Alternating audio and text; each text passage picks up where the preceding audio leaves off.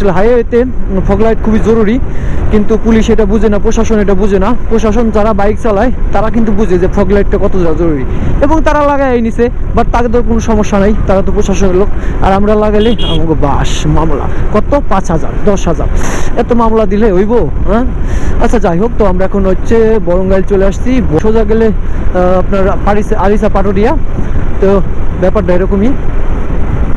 ওহো, ঠান্ডা তো ভালোই এলাকায়। আমি ভাবছি এলাকায় ঠান্ডা নাই, বাট এলাকায় ভালোই ঠান্ডা ভাই, ভালোই ঠান্ডা। ঠান্ডা ঠান্ডা ঠান্ডার দিনে ঠান্ডা তো পড়বেই, তাই না? তো যাই হোক, এখন আমরা কিন্তু বরঙ্গাইল ক্রস করলাম। বরঙ্গাইল ক্রস করে আবার সামনের দিকে যাচ্ছি। রাস্তা অনেক, তাও দেখা যায়। আপনি মনে করেন আমি বাসার থেকে বেরোলাম, বাসার থেকে বেরোনো বা অফিস থেকে বেরোনো, তো সেখান থেকে বেরোয় সেটা কিন্তু আমার অটো নিতে হবে। এই অটোতে ওই এলাকাটায় জ্যাম পড়ে যায়, ওই 20 মাইল বা CMB যেখানে বলেন। জ্যাম পড়ার ফলে আমার স্ট্যান্ডে আসতে লাগে যাবে আধা ঘন্টার বেশি, 1 ঘন্টার কাছাকাছি। তারপরে সেখান থেকে আমি বাস নিব, বাসে সিট পাবো না, দাঁড়ায় থাকতে হবে। হয়তো বা কোনো বাস পাবোই না, অনেকক্ষণ লাগে যাবে, অনেক ভিড় হবে।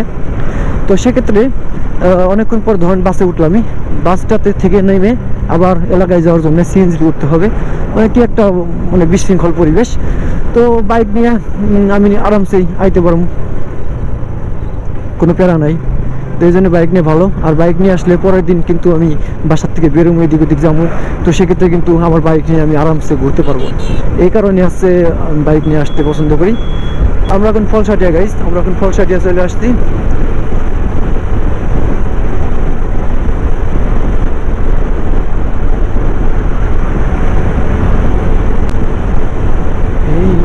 জীবনে তোমার মরণে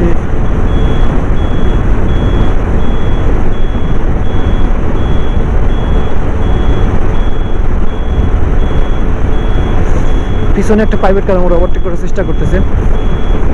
আমি তার সাইড দিয়ে দিছি অলরেডি, কিন্তু সে পারলো না ফাঁকা রাস্তাটায়। এখন আবার ভরা রাস্তা, এখানে আমি তার সাইড দেবো কি লিগে।